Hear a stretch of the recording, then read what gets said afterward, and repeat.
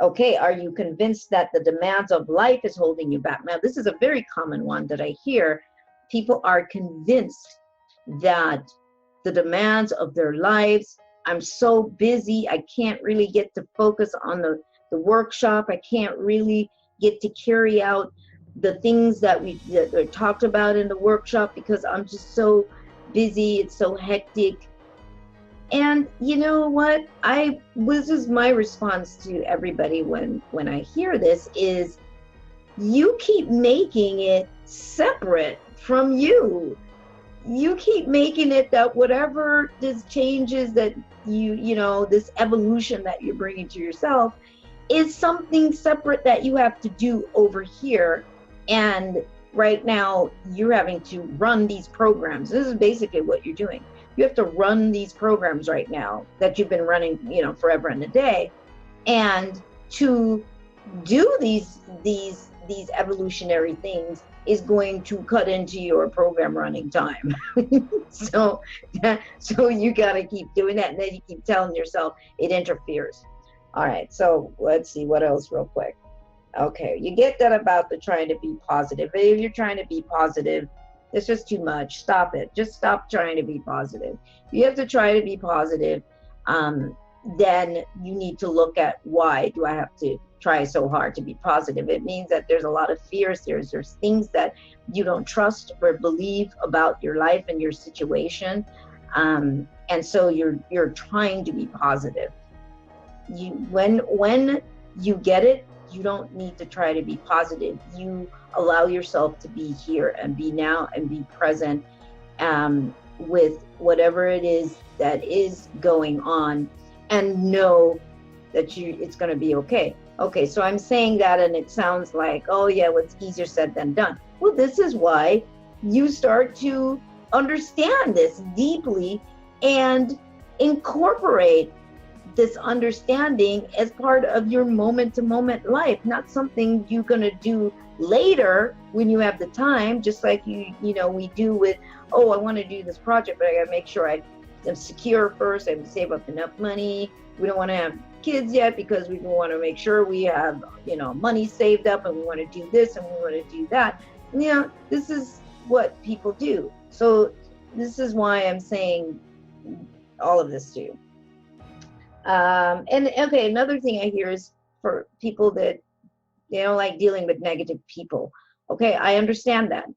I'm not big on people who are what they call them Debbie Downers either, but they don't affect my world. I tell you right now, you would be negative all day. You are not interfering with how I'm feeling. I just don't want to hear you. That's my take on it.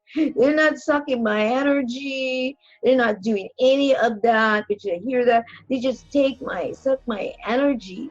They're just spiritual vampires. That's because you let them. It's because you open yourself up to all of that. People do that because I think it's all part of the spiritual thing. I'm not saying that there aren't sensitivities. There certainly can be to different things. But we can change any of it too if we want to. We change our perception of it. But nobody is going to be cutting into my good time, how I'm feeling. If anybody's going to cut into that, it's going to be me. That's going to be making myself feel down. But you people under negativity, no, you not sapping no energy from me with your stuff that you're doing. And that's how you have to come at this. Doesn't matter. The negative people that's a distraction and a focus, because now you're focused on, oh, how you can't stand these people, this person at work, they're so negative. Let them be negative. Just be in your zone. That's their experience, and they're helping you. They're providing you with a taste of that. They're letting you participate in that by what you're saying or how it just bothers you. Okay. I know it sounds like I'm being a little harsh on it, but we have to at some point go, okay, these are the things that really aren't that big, right? They're not that big, and these are the things that I am focused on. And these are the things that are really a distraction to me. That's why I'm saying that. And I'm saying it and I'm kind of making it, trivializing it like, that's BS. Just toss it aside. Because you have bigger fish to fry, as my mother would say, my Jamaican mom.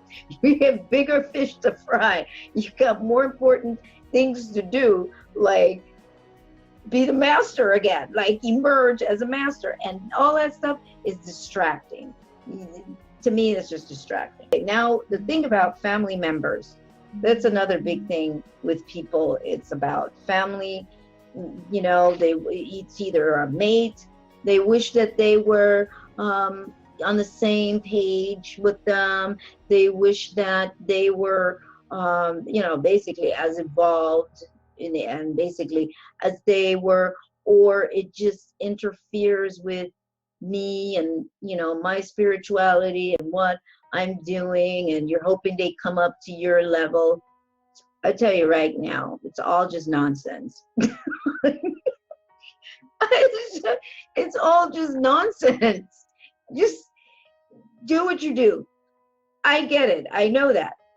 People think I'm married to, you know, like some physicist, or I married somebody that's like, so no, I didn't. I married somebody that wasn't like into what I'm talking about per se, like that. In a different way, there was something about that person's consciousness that that was different though. They were moving in that direction in their own way, own time, how you know, my husband talking about how he's been doing it.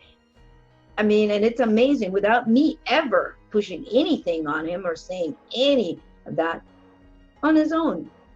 He says and he does, and he comes up with just, you know, incredible things, information. And we find that, you know, there is a merging, you know, to some degree we merge in a level of understanding. But you don't have to, no, you don't have to be with somebody that's going to be exactly like you.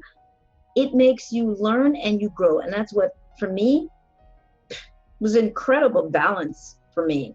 Kind of, you know, bring me down a bit from, you know, just being in that, like a balloon with the helium in it all the time. There are things that I learned. I had to learn from this person. And when you spend your time just trying to go look for somebody that's exactly like you, or the relationship that you're in right now, the relationship you're in right now is exactly what you needed. Good, bad, or indifferent. No relationship. I don't believe that there's relationships that don't work. I always say they give you what you need in the moment. They give you what you need in the moment. And when you recognize that that's what's happening, it makes it move faster. So it's going to go one way or another. Either you're going to keep flowing and moving through, but it's there for a reason. So get your mind off the distraction of the fact that family members don't listen to you. Who cares? They're not listening to you. But if they don't, I feel bad because they don't get what? What you believe, what you feel, what you're talking about? Huh? We have to change our perception of that, because everybody truly is doing what they need to do. Everybody really, really is, as challenging as that thought may be. And they're also being who they are in your presence to provide you with the experiences that are needed for you, for your evolution.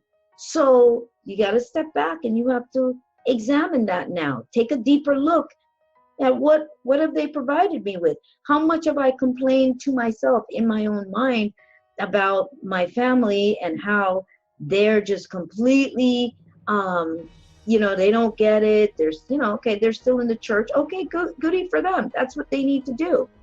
But what kind of data do they bring to you that either makes you debate with them or feel isolated or whatever? Okay, now you can change that. You can find a gift in that now. It's like, wow, you know, wake up to what they're presenting you with. When you do that, things you start to see, things will change. It will look like they're shifting and changing. A lot of times that's what happened. It looks like they're suddenly changing, but it's your growth, and these people are there to support it by providing you what they provide, right? What they give to you. And then when they're done, they either, you know, you don't need them anymore. They either go away, you don't see them for a long time, or they suddenly there's enough of a balance or blend.